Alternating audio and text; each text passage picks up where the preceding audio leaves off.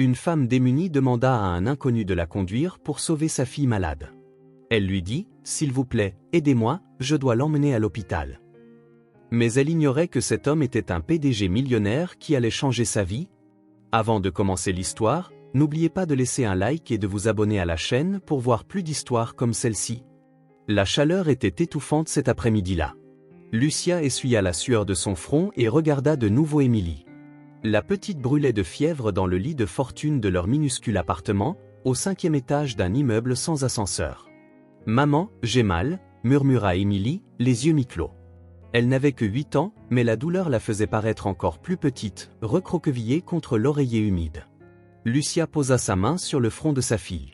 Sa peau était plus chaude qu'avant. Le thermomètre digital clignota en rouge, 40,2 degrés Celsius. Les 2 dernières nuits s'étaient passées en veille, à utiliser des remèdes de grand-mère et à murmurer des prières. Rien n'y faisait.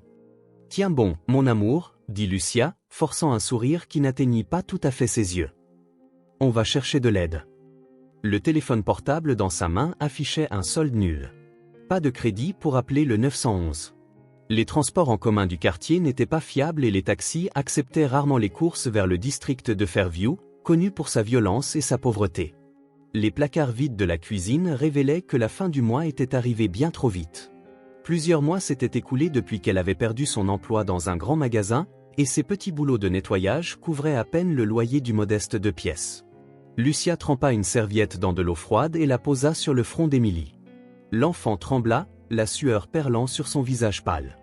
De petites taches rouges commençaient à apparaître sur ses bras maigres, quelque chose qui n'était pas là quelques heures auparavant. La peur grandissait comme une vague froide montant dans son estomac. À travers la vitre cassée recouverte d'un morceau de carton, le ciel de l'après-midi commençait à changer de couleur. La nuit tomberait bientôt. L'idée qu'Émilie passe une autre nuit dans cet état était insupportable. « Allez, ma chérie, tiens bon encore un peu. » Lucia trouva ses derniers $10, cachés dans un tiroir pour les urgences. Ce ne serait pas suffisant pour un taxi, mais peut-être pour un bus. Elle vérifia sa montre. Le prochain passerait dans 40 minutes. Trop long à attendre. Elle souleva délicatement Émilie dans ses bras. La petite semblait si légère, comme si elle avait perdu du poids en quelques jours seulement. Son corps frêle brûlait comme une braise contre la poitrine de sa mère. La seule tenue propre d'Émilie, une robe bleue délavée, collait maintenant à son corps fiévreux. Lucia descendit les 5 étages, sa fille dans les bras. Elles traversèrent le couloir faiblement éclairé où l'odeur de moisi se mêlait à celle de la cuisine de quelqu'un. Une musique forte s'échappait d'un des appartements. Personne ne demanda si elles avaient besoin d'aide. À Fairview, chacun s'occupait de ses propres problèmes. Le soleil de l'après-midi tapait sur l'asphalte craquelé lorsqu'elles quittèrent l'immeuble. L'hôpital le plus proche se trouvait de l'autre côté de la ville, à près de 6 km. Impossible de marcher cette distance avec Émilie dans cet état. Lucia décida de se diriger vers l'avenue principale, où elle pourrait peut-être trouver quelqu'un pour les emmener. Les rues du quartier étaient presque vides à cette heure. Quelques adolescents se tenaient au coin, observant avec méfiance. Une femme âgée balayait le trottoir devant une petite épicerie. Lucia passa devant eux à pas pressés, sans demander d'aide. Elle savait que personne ici n'avait de voiture ni d'argent à dépenser. Lorsqu'elle atteignit l'avenue principale, la circulation était dense. Les voitures filaient, ne laissant derrière elles que le souffle de l'air et une fine poussière qui collait à sa peau moite. Lucia leva plusieurs fois sa main libre. Personne ne s'arrêta. « S'il vous plaît » murmurait-elle à chaque véhicule qui passait. « S'il vous plaît ». Ses jambes lui faisaient déjà mal à cause du poids d'Émilie et de son rythme soutenu. La petite respirait difficilement dans ses bras, prononçant des mots incohérents. La fièvre la faisait délirer. Un camion passa si près qu'il faillit les frôler. Le chauffeur ne ralentit même pas. Un bus bondé passa devant l'arrêt improvisé où Lucia attendait. Ce n'était pas un arrêt de bus officiel. « On y est presque, mon amour », mentit Lucia, ravalant la boule qu'elle avait dans la gorge. Le soleil commençait à se coucher, et bientôt il ferait nuit. L'idée d'être dehors dans le noir avec Émilie dans cet état lui fit manquer un battement. Elle tenta une fois de plus. Une voiture grise passa à toute vitesse. Une famille dans un monospace jeta un coup d'œil une seconde puis accéléra. 2 adolescents sur des motos bruyantes passèrent en riant fort, inconscients du désespoir sur son visage. Un faible son s'échappa de la gorge d'Émilie. « Maman, j'ai froid. » Il ne faisait pas froid. L'après-midi conservait encore la chaleur du jour, c'était la fièvre qui provoquait les frissons. Lucia ajusta le corps de l'enfant dans ses bras et continua d'essayer, maintenant encore plus désespérée. C'est alors qu'Émilie se mit à trembler plus fort. Un spasme violent secoua son petit corps, un instant, ses yeux se révulsèrent. Lucia se figea sur le trottoir, la panique s'emparant d'elle. « Émilie! Émilie, regarde-moi !» La petite ne répondit pas. Son corps semblait plus chaud que jamais et sa respiration était rapide et superficielle. Les taches rouges se propageaient maintenant sur son cou et son visage. Lucia sentit ses jambes se dérober sous elle. Elle tomba à genoux sur le trottoir poussiéreux, tenant toujours Émilie contre sa poitrine. Un premier sanglot lui échappa, puis un autre. Les larmes brouillèrent sa vision alors qu'elle tentait désespérément de ramener sa fille à la conscience. « Quelqu'un, s'il vous plaît, n'importe qui. » Les voitures continuaient de passer. Certains conducteurs semblaient curieux, mais personne ne s'arrêta. Un homme de l'autre côté de la rue observa un moment, puis détourna le regard et continua son chemin. Une femme portant des sacs de course accéléra le pas, comme si le désespoir était contagieux. À cet instant, agenouillée sur le trottoir avec sa fille fiévreuse, Lucia ressentit la plus profonde solitude de sa vie. Une berline noire apparut sur l'avenue, ralentissant à l'approche de l'intersection. Cette fois, Lucia ne prit pas la peine de lever la main. Ses forces l'abandonnaient à chaque sanglot, à chaque tremblement qui secouait Émilie. La voiture les dépassa lentement, un instant, Lucia pensa que ce ne serait qu'un autre véhicule les ignorant. Mais alors, elle entendit les freins, à travers ses yeux embués de larmes, elle vit les feux de recul s'allumer. La berline noire s'arrêta quelques mètres plus loin. La portière du conducteur s'ouvrit. Un homme en sortit, grand, les cheveux légèrement grisonnants aux tempes, portant des vêtements simples mais de bonne qualité. Il paraissait avoir une quarantaine d'années, son visage marqué non tant par l'âge que par quelque chose de plus profond. Une fine cicatrice traversait son sourcil droit et ses yeux sombres dégageaient un calme qui semblait forcé, comme un masque bien ajusté.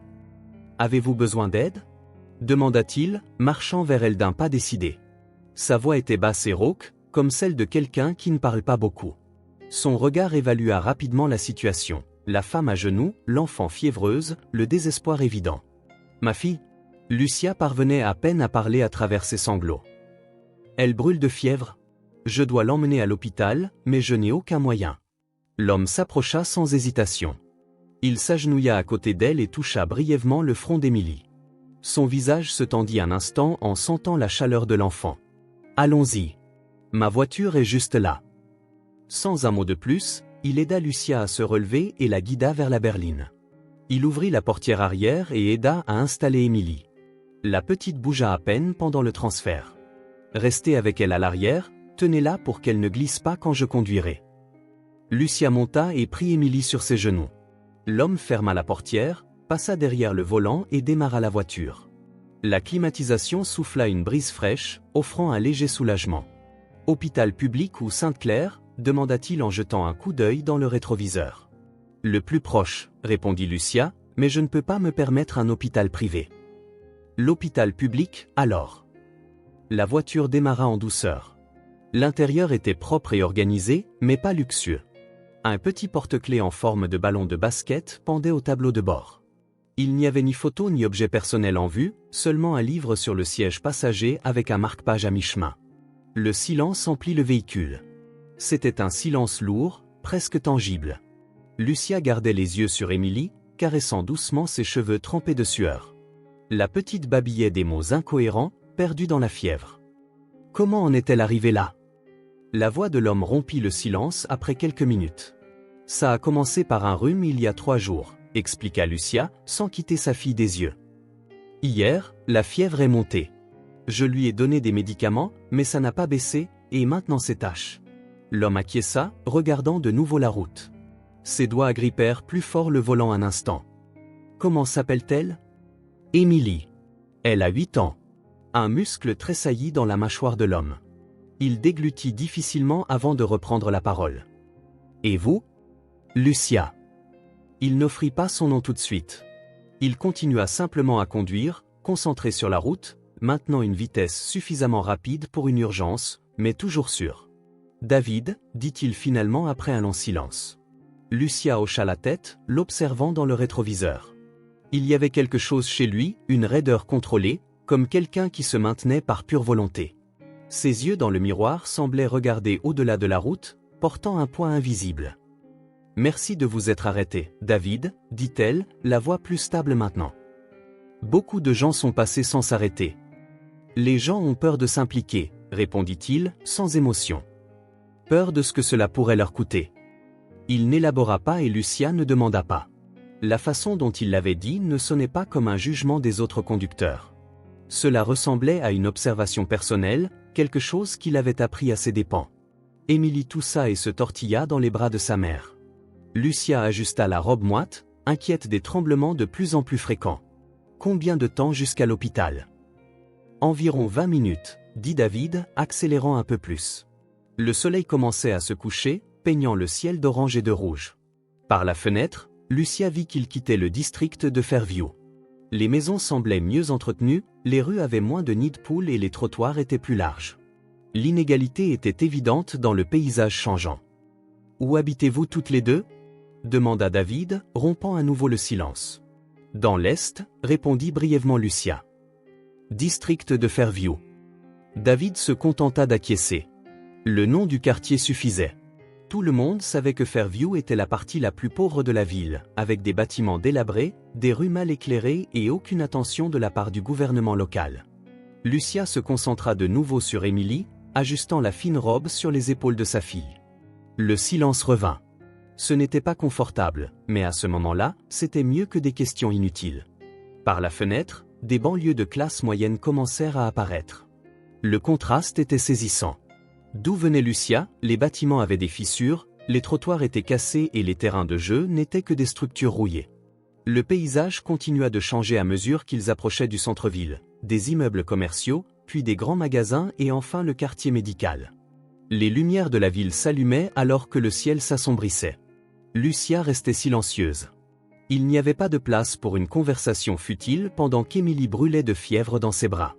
Elle regarda l'horloge sur le tableau de bord de la voiture. Chaque minute semblait une éternité. Émilie gémit et ouvrit les yeux un instant. « Maman, où sommes-nous »« Nous allons chez le docteur, mon amour. » Lucia embrassa son front brûlant. « Tiens bon encore un peu. »« Ça fait mal, » murmura Émilie en refermant les yeux. David jeta un coup d'œil dans le rétroviseur. Un bref instant, Lucia vit quelque chose sur son visage, une lueur de douleur ancienne qui traversa ses yeux alors qu'il regardait Émilie. Ce fut rapide, comme une étincelle, mais indubitable.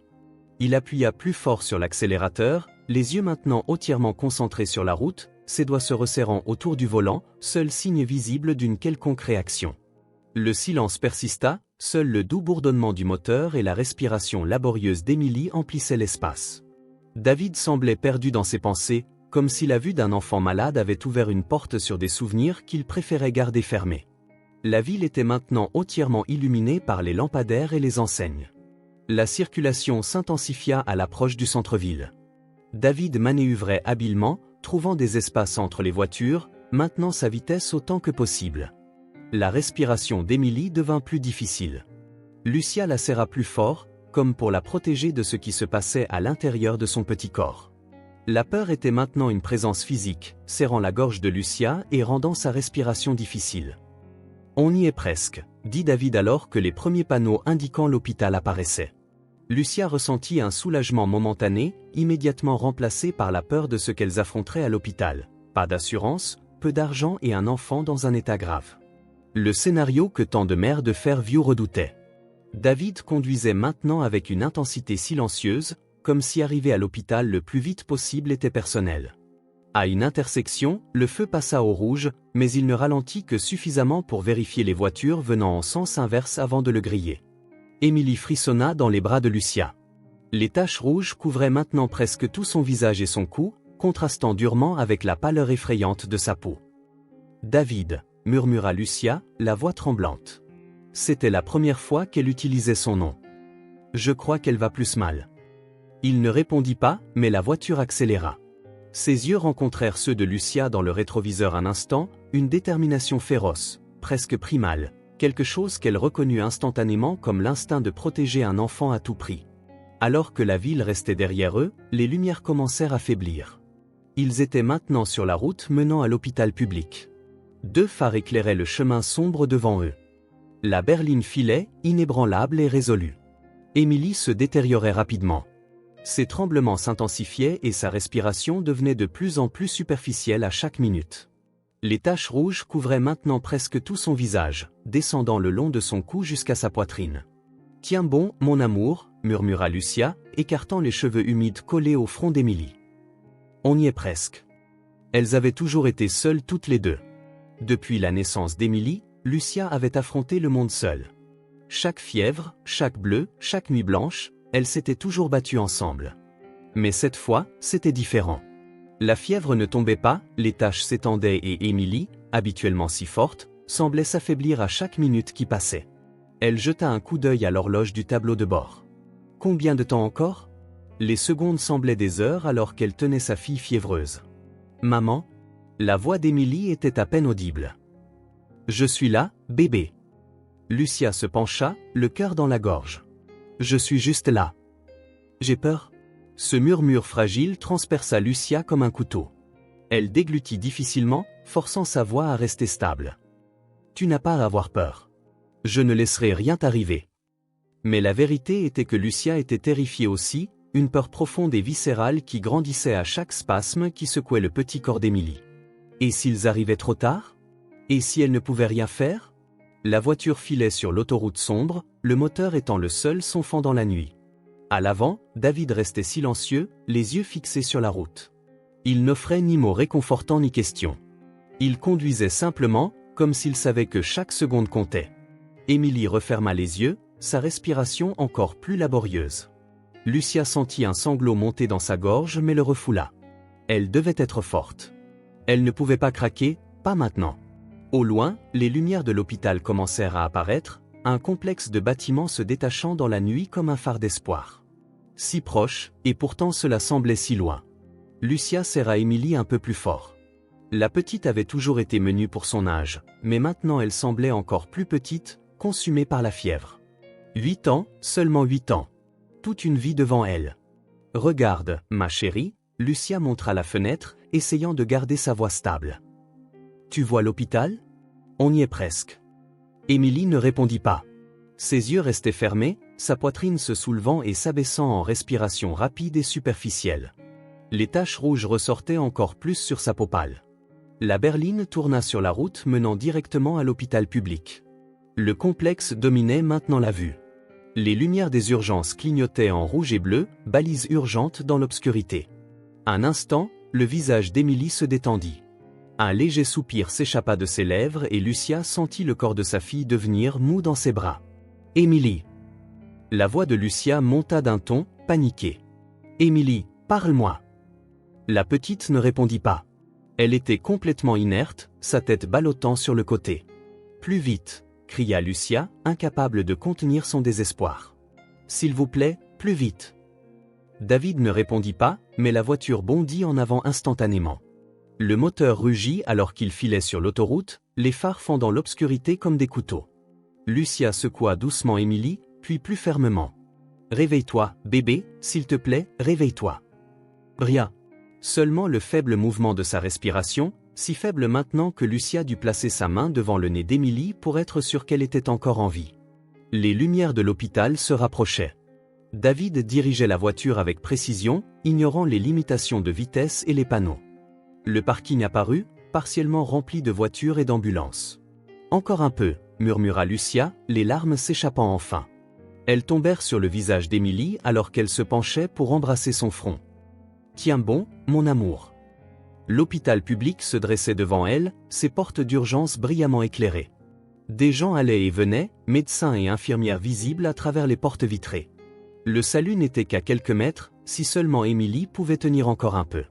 La berline noire s'arrêta devant l'entrée des urgences. À travers la vitre, Lucia pouvait voir le flot continu d'activité, la promesse d'aide si proche maintenant. Émilie trembla violemment dans ses bras, un spasme qui secoua tout son corps. Un faible gémissement s'échappa de ses lèvres, le premier son depuis de nombreuses minutes. « Nous sommes là, ma chérie », murmura Lucia, serrant fort la petite contre sa poitrine, comme si elle pouvait d'une manière ou d'une autre donner sa propre vie à Émilie. « Nous sommes là. » David se gara juste devant l'entrée, ignorant les panneaux d'interdiction de stationner. Le moteur s'arrêta, un bref instant, tout fut silencieux. Le couloir des urgences semblait interminable. Lucia suivait le brancard roulant qui transportait Émilie, inconsciente. 2 infirmières le poussaient rapidement tandis qu'un médecin en blouse courte marchait à côté, vérifiant les signes vitaux de la petite. Fièvre à 40,3, tension artérielle en baisse, pouls rapide, annonça le médecin aux infirmières. Il faut la stabiliser maintenant. Lucia essayait de suivre, le cœur battant. Elles étaient arrivées à l'hôpital quelques minutes auparavant, après que David l'eût aidé à sortir de la voiture.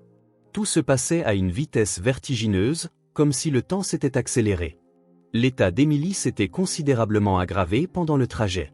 Les taches rouges couvraient maintenant tout son visage, s'étendant sur son cou et sa poitrine. Sa respiration était superficielle et rapide, comme si chaque inspiration exigeait un effort impossible. « Qu'est-ce qu'elle a » demanda Lucia, courant pour rester à côté du brancard.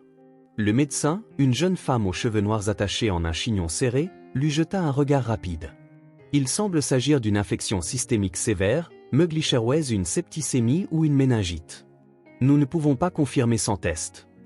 Lucia sentit ses genoux faiblir. Méningite ? Le mot tomba comme une sentence.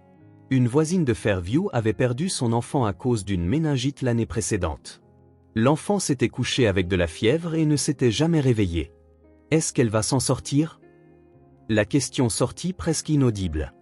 Nous ferons tout notre possible, répondit le médecin, gardant son attention sur Émilie. Mais nous devons agir vite. Ils tournèrent à droite dans un couloir faiblement éclairé. Un panneau indiquait urgence pédiatrique.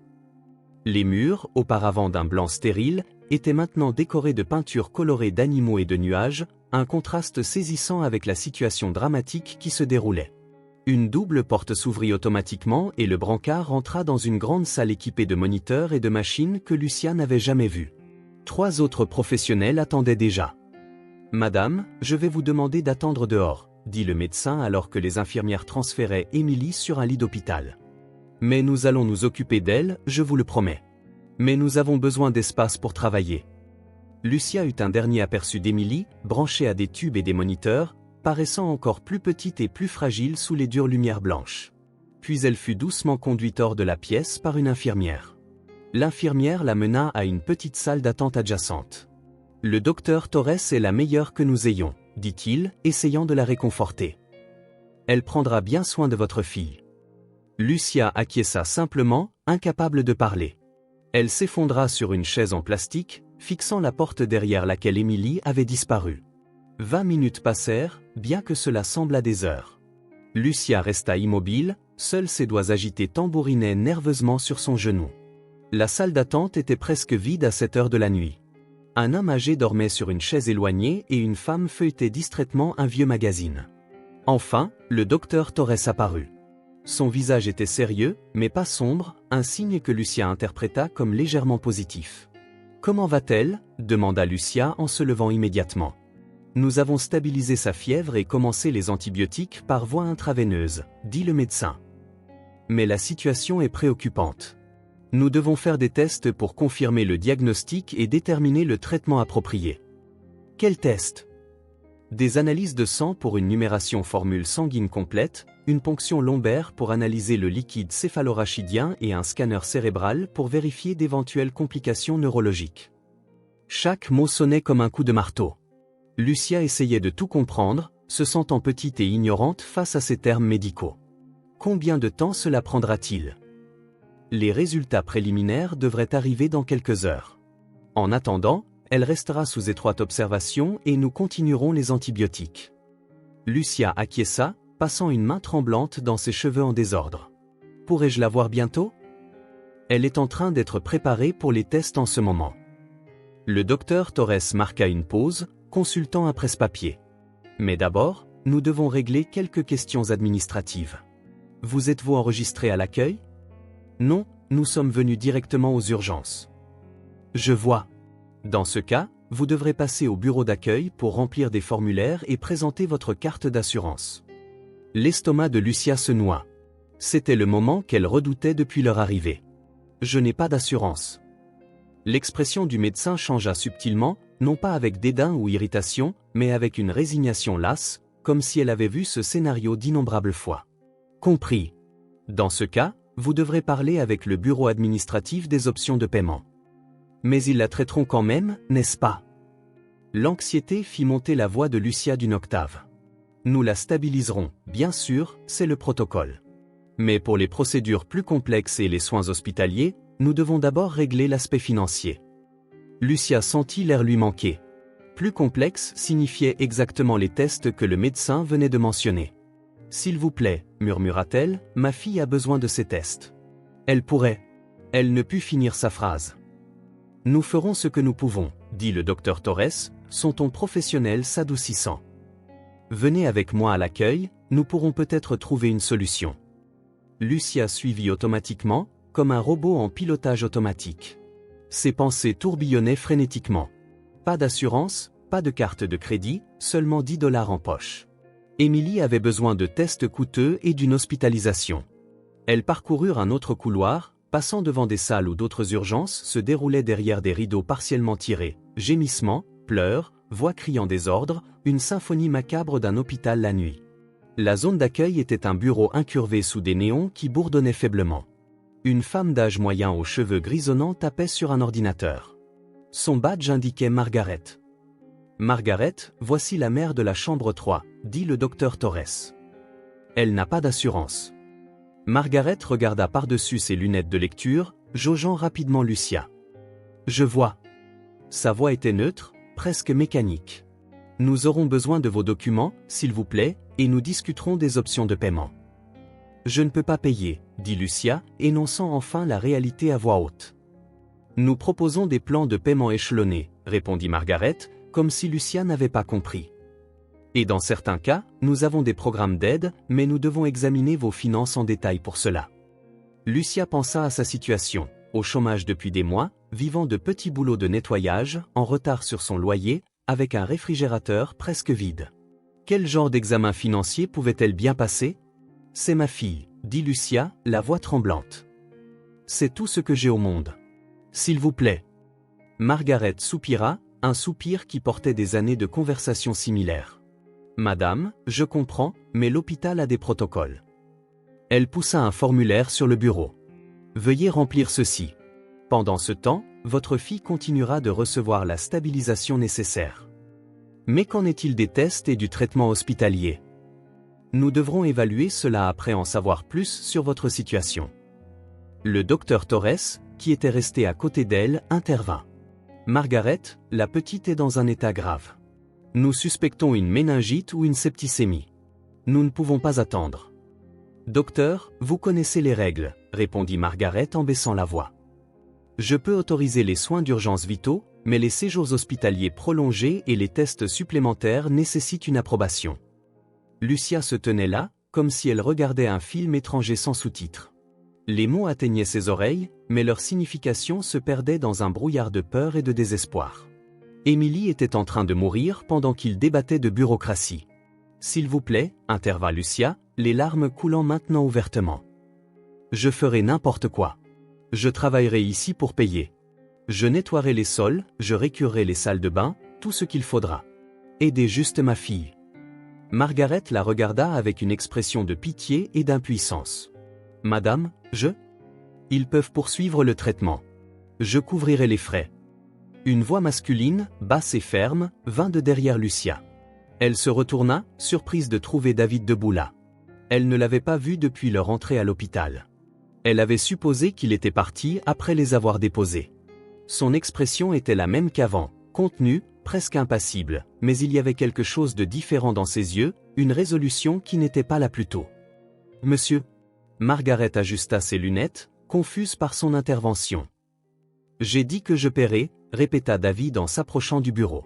« Tous les tests, le séjour à l'hôpital, le traitement complet, tout ce qui est nécessaire. » Lucia le regarda, stupéfaite. Elle connaissait à peine cet homme. Elle était montée dans sa voiture moins d'1 heure auparavant. Pourquoi ferait-il cela? Êtes-vous un parent de la patiente? Demanda Margaret, maintenant plus serviable. Non, je suis un ami de la famille, répondit David sans hésitation. Il sortit un portefeuille de sa veste et posa une carte de crédit noire sur le bureau. Cette carte n'a pas de limite. Veuillez commander tous les tests et traitements nécessaires immédiatement. Il se tourna vers le docteur Torres. Il n'y a aucune raison de retarder, docteur.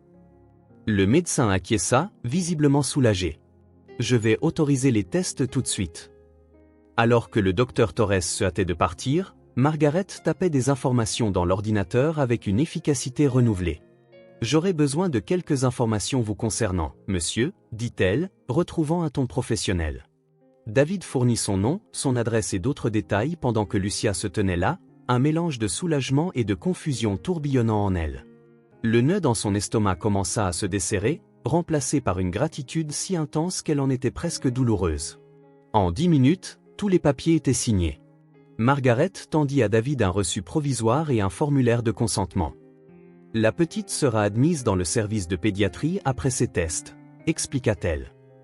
Le médecin traitant vous parlera à tous les deux une fois les résultats connus. David acquiesça simplement et glissa les papiers dans la poche de sa veste. Alors qu'il s'éloignait du bureau, Lucia trouva enfin sa voix. « Pourquoi avez-vous fait ça ?» David ne répondit pas tout de suite. Son regard était fixé sur un point distant dans le couloir. « Venez, dit-il enfin. Asseyons-nous. » Ils marchèrent ensemble jusqu'à la salle d'attente, maintenant complètement vide. L'homme âgé et la femme au magazine étaient partis. Seules restaient les chaises en plastique et une télévision en sourdine montrant une émission de cuisine. Lucia s'assit, sentant soudain l'épuisement des dernières heures. David prit place à côté d'elle, laissant un peu d'espace entre eux. « Vous n'étiez pas obligé de faire ça, » dit-elle en fixant ses mains. « Ça doit coûter une fortune. »« L'argent n'est pas un problème pour moi, » répondit-il simplement. « Mais pourquoi ? Vous ne nous connaissez même pas. » David resta silencieux si longtemps que Lucia pensa qu'il ne répondrait pas. Quand il parla enfin, sa voix semblait différente, plus basse, plus vulnérable. « J'avais un fils. » L'utilisation du passé ne passa pas inaperçue. Lucia sentit un frisson lui parcourir l'échine. Il s'appelait Thomas. Il avait 6 ans quand il est tombé malade. David regardait droit devant lui en parlant, comme s'il voyait quelque chose au-delà des murs de l'hôpital. Ça a commencé par des symptômes simples, fatigue, petite fièvre, des bleus qui ne guérissaient pas. Je pensais que c'était juste un virus, jusqu'à ce que... Il marqua une pause, déglutissant difficilement. Leucémie. Un type agressif. Le genre qui ne répond pas bien au traitement standard. Lucia ne dit rien. Que pouvait-elle dire ? Dans le silence qui s'installa, les mots de David résonnèrent. J'ai passé 2 ans dans ce même hôpital. Je connaissais chaque couloir, chaque salle d'attente. J'ai appris plus de termes médicaux que je n'aurais jamais voulu en connaître. Ses doigts tambourinaient lentement sur son genou, un rythme presque hypnotique. Thomas s'est battu. Mon Dieu, comme il s'est battu. Mais à la fin, David ne termina pas sa phrase. Il n'en avait pas besoin. Lucia pouvait voir le reste de l'histoire dans ses yeux, dans ses mains serrées, dans la tension de ses épaules. « Je suis tellement désolée, murmura-t-elle. David acquiesça, reconnaissant ces mots sans vraiment y répondre. « Ça fait 3 ans. Parfois, j'ai l'impression que c'était hier. D'autres fois, comme si c'était une autre vie. » Un lourd silence s'installa entre eux. Le bourdonnement des néons semblait plus fort maintenant, presque intrusif dans l'intimité de ce moment. « Quand je vous ai vu, vous et Émilie, sur la route ?» David hésita, cherchant les mots justes. Quelque chose a juste cliqué. Ce n'était pas une décision consciente. Je ne pouvais tout simplement pas passer mon chemin. Une infirmière traversa la salle d'attente, poussant un chariot de fourniture. Le bruit des roues sur le sol en vinyle rompit brièvement le silence. Dans la voiture, quand j'ai vu ses symptômes, les taches, la façon dont elle délirait. Je me suis souvenu des nuits à l'hôpital avec Thomas. L'impuissance, la peur. David marqua une pause. Aucun enfant ne devrait traverser ça. Aucun parent ne devrait avoir à choisir entre l'argent et la vie de son enfant. Lucia sentit les larmes lui monter aux yeux à nouveau. Je ne sais pas comment vous remercier. Vous n'avez pas à le faire, répondit-il, la regardant enfin. Je veux juste qu'Émilie aille mieux. C'était la première fois qu'il prononçait le nom de la petite. Le simple fait qu'il s'en souvienne sembla à Lucia un geste d'une gentillesse inattendue. Vous n'allez rien demander en retour ? Vous n'attendrez pas que je vous rembourse un jour ?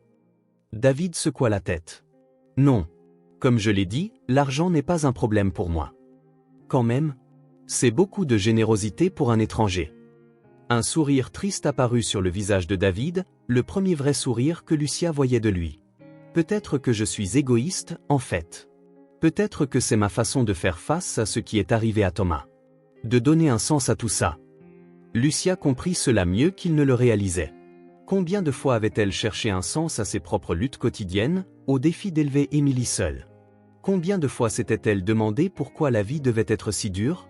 À cet instant, assise à côté de cet étranger qui venait de sauver sa fille, Lucia ressentit un lien qui dépassait les mots, une connexion forgée dans la souffrance partagée, dans une compréhension mutuelle de ce que signifiait aimer désespérément un enfant. David regarda l'horloge murale. Les tests prendront quelques heures. Voulez-vous un café? C'était une offre simple, presque banale, mais pour Lucia, elle représentait quelque chose de plus grand, un havre de paix dans la tempête que sa vie était devenue ces dernières heures. Oui, dit-elle, se sentant soudain épuisée. Un café serait bien. Ils se levèrent ensemble et marchèrent côte à côte dans le couloir, vers la cafétéria de l'hôpital. Plus aucun mot ne fut échangé, mais aucun n'était nécessaire. Le silence entre eux était différent maintenant, plus léger, plus confortable. Des portes qui semblaient autrefois fermées à jamais s'étaient ouvertes. À travers elles, une faible lumière commençait à briller. L'horloge murale indiquait 3h20 du matin. Lucia se tortilla sur la chaise inconfortable à côté du lit d'Émilie, essayant de trouver une position qui ne lui ferait pas mal au dos. La chambre d'hôpital était bien trop froide, la climatisation bourdonnant sans cesse. Émilie dormait maintenant, grâce aux médicaments. Son visage pâle semblait plus calme, mais les taches rouges couvraient toujours sa peau, bien qu'elles parussent moins sévères. Une fine aiguille intraveineuse était dans son bras, connectée à une poche de liquide et d'antibiotiques. 4 heures s'étaient écoulées depuis que les médecins avaient commencé les tests, une ponction lombaire, des prises de sang, un scanner. Pendant chaque procédure, Émilie pleurait doucement, suppliant de rentrer à la maison. Lucia essayait de rester forte, mais chaque larme versée par sa fille était comme un couteau dans sa poitrine. Maintenant, enfin, il y avait un diagnostic. D'autres tests suivraient le matin. Lucia regarda sa fille endormie. Elle semblait si petite dans ce lit d'hôpital, entourée d'équipements et de lumières clignotantes qui surveillaient ses signes vitaux. Si vulnérable. Un léger coup à la porte fit se retourner Lucia. Une infirmière d'âge moyen, les cheveux grisonnants attachés en chignon, entra doucement. « Comment va-t-elle » demanda l'infirmière d'une voix douce, vérifiant le moniteur à côté du lit. « Elle s'est enfin endormie » répondit Lucia. Elle avait si peur. L'infirmière, Martha selon son badge, acquiesça en notant quelque chose sur un presse-papier. C'est normal pour son âge. Mais les enfants sont plus forts que nous ne le pensons. Elle vérifia la poche de perfusion, ajusta le débit et adressa un sourire chaleureux à Lucia. Le docteur Torres veut vous parler. Elle attend dans le couloir. Lucia sentit une pointe d'anxiété. Les conversations avec les médecins apportaient rarement de bonnes nouvelles, surtout à 3 heures du matin. Puis-je la laisser seule? Oui, je resterai avec elle jusqu'à votre retour. Lucia se leva, les jambes engourdies d'être restée assise dans la même position si longtemps. Elle lissa sa blouse froissée et sortit dans le couloir. Le docteur Torres était là, parlant doucement avec un autre médecin, un homme plus âgé à la barbe blanche. Dès qu'elle vit Lucia, le médecin s'approcha. « Madame Mendes, voici le docteur Richard, un spécialiste des maladies infectieuses. Il supervisera le cas d'Émilie à partir de maintenant. » Le médecin plus âgé tendit la main, sa poignée ferme mais douce. « J'ai examiné les résultats des tests de votre fille, dit-il. Nous sommes assez certains du diagnostic maintenant. » Le cœur de Lucia battait la chamade. « Est-ce une méningite ?» Non, répondit le docteur Richard.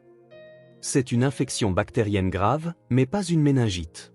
Émilie a ce que nous appelons une septicémie, une infection du sang qui s'est propagée dans tout son corps.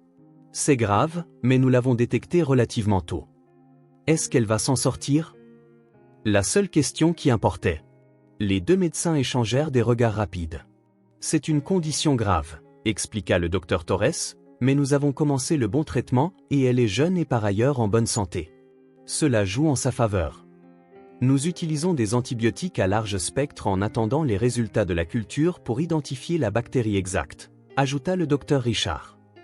Mais je dois être honnête, elle devra rester hospitalisée pendant une période significative. Combien de temps?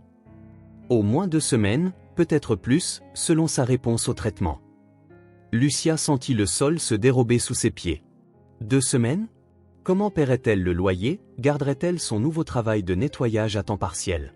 Comment survivrait-elle? Et si elle ne répond pas bien? Demanda-t-elle, la voix tremblante. Le docteur Richard garda son regard stable mais compatissant. Nous affronterons les défis au fur et à mesure. Pour l'instant, les premiers signes sont encourageants. Sa fièvre a un peu baissé et ses paramètres cardiaques s'améliorent. Des indicateurs subtils mais positifs. Le docteur Torres toucha doucement le bras de Lucia. Je sais que c'est beaucoup à encaisser, mais je veux que vous sachiez qu'elle reçoit les meilleurs soins possibles. Lucia acquiesça machinalement. Les mots lui parvenaient comme à travers un brouillard dense. Infection grave, 2 semaines, antibiotiques. Il y a encore une chose, dit le docteur Richard en consultant ses notes. Nous aimerions faire quelques tests supplémentaires le matin pour voir si l'infection a affecté d'autres organes. Est-ce que ça fera mal? Demanda Lucia, se souvenant comment Émilie avait pleuré doucement pendant la ponction lombaire. Très peu. Certains ne sont que des prises de sang, d'autres de l'imagerie.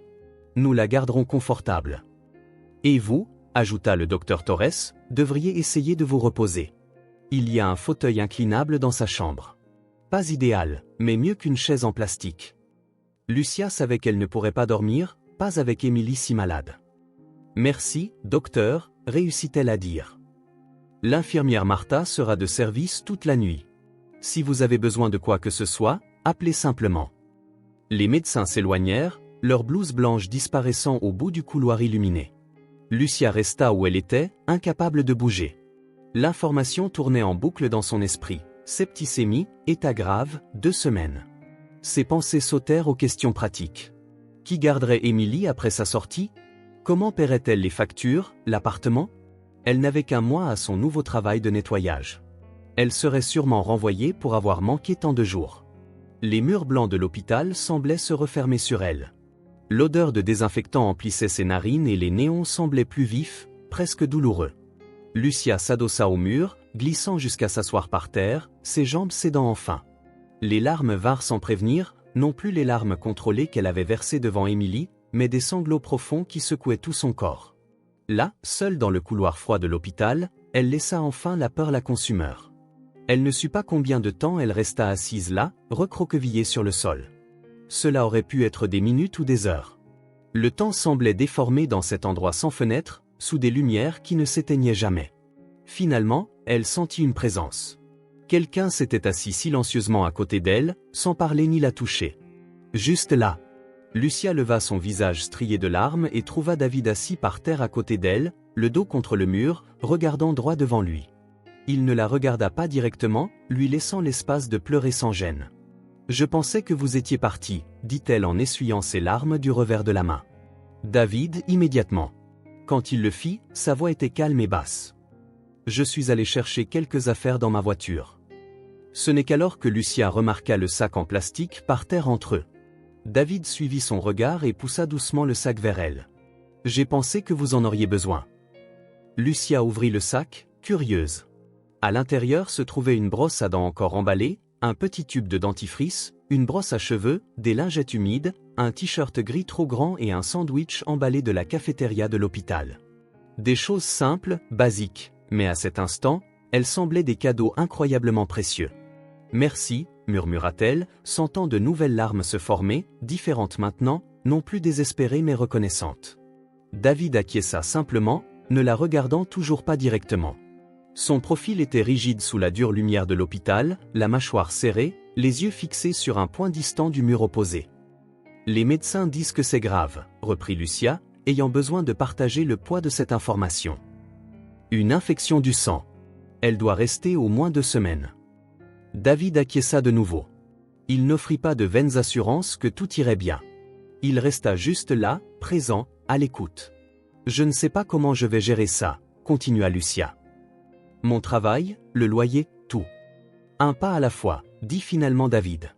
« Pour l'instant, Émilie a besoin que vous soyez concentré sur elle.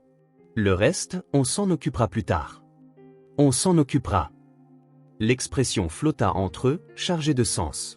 Ce n'était pas une promesse explicite, mais elle suggérait qu'il n'avait aucune intention de disparaître. Ils restèrent assis en silence un moment.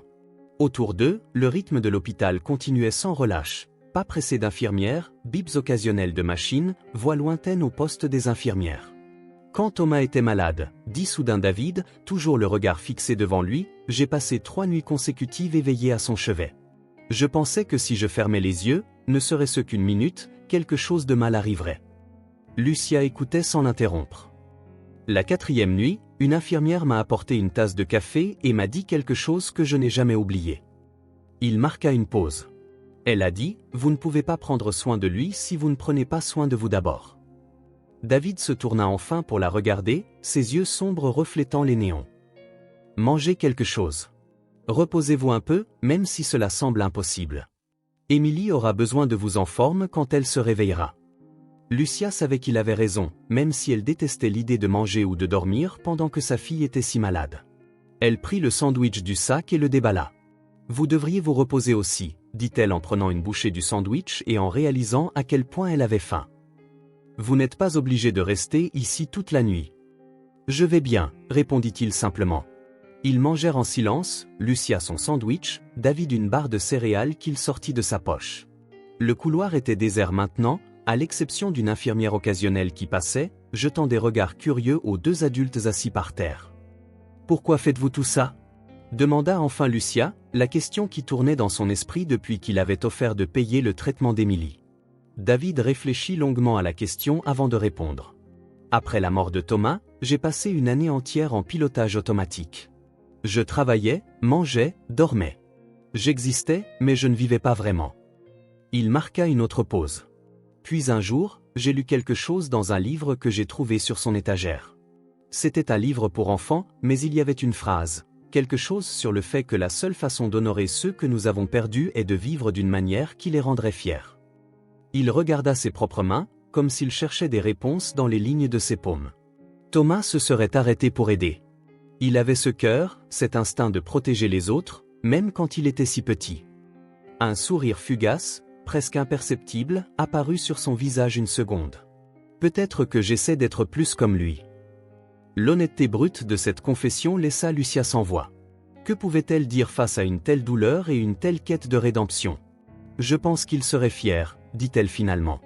David ferma les yeux un instant, seul signe que ces mots l'avaient touché. Le silence revint, mais c'était un silence différent, plus confortable, presque comme une 3e présence entre eux. 2 étrangers, réunis par le hasard et la douleur, assis sur le sol d'un couloir d'hôpital. Martha, l'infirmière, apparut à la porte de la chambre d'Émilie. Elle se réveille, dit doucement l'infirmière. Elle demande sa mère. Lucia se leva rapidement, jetant l'emballage du sandwich dans le sac. David resta assis, la regardant partir. Avant d'entrer dans la chambre, elle se retourna. « Vous resterez ?» « Pour l'instant, répondit-il. Ensuite, je dois régler quelques affaires. Mais je reviendrai. » Lucia acquiesça et entra dans la chambre. Les yeux d'Émilie étaient mi-clos, encore lourds de médicaments. Quand elle vit sa mère, un petit sourire apparut sur son visage pâle. « Maman, murmura-t-elle. Je suis là, mon amour. » Lucia prit la petite main de sa fille dans la sienne, faisant attention à ne pas déranger l'aiguille de la perfusion. « Comment te sens-tu ? » ?»« Fatiguée, et j'ai froid. » Lucia ajusta la fine couverture d'hôpital autour des épaules d'Émilie. « Je sais, ma chérie, mais ça va passer. Les médecins s'occupent de toi. » Émilie regarda autour d'elle, confuse par l'environnement étrange, les machines, les lumières clignotantes. « Quand est-ce qu'on rentre à la maison ? » « Pas maintenant, ma chérie. Tu dois rester ici un moment, jusqu'à ce que tu ailles mieux. » Les yeux d'Émilie se remplirent de larmes. « J'ai peur, maman. » Le cœur de Lucia se serra. Combien de fois avait-elle essayé de protéger Émilie de chaque peur, de chaque douleur ? Et les voilà, dans un hôpital froid, face à la plus grande peur de toutes. « Je sais, mon amour. Mais tu sais quoi ? Tu es la fille la plus courageuse que je connaisse. » Elle força un sourire confiant. « Et je serai là avec toi tout le temps. Promis. Promis. » Émilie sembla un peu plus calme. Ses paupières lourdes commencèrent à se refermer. « Est-ce que cet homme est toujours là ? » demanda-t-elle d'une voix ensommeillée. « Oui, » répondit Lucia, surprise qu'Émilie se souvienne de David. « Il est dans le couloir. »« Il a l'air triste, » murmura Émilie, presque endormie. « Comme toi, parfois. » La simple observation innocente frappa profondément Lucia. « Comment les enfants pouvaient-ils voir à travers les couches que les adultes construisaient? Comment pouvaient-ils sentir la douleur cachée chez les autres? Dors un peu, ma chérie, murmura-t-elle en embrassant le front d'Émilie. Je serai là quand tu te réveilleras. Émilie s'endormit presque immédiatement, sa respiration plus régulière maintenant. Lucia resta près du lit, lui tenant la main, écoutant le bip constant du moniteur cardiaque, un son qui semblait autrefois alarmant mais qui était maintenant presque réconfortant. Chaque bip signifiait que le cœur d'Émilie se battait encore. Quand elle retourna dans le couloir des heures plus tard, David était parti.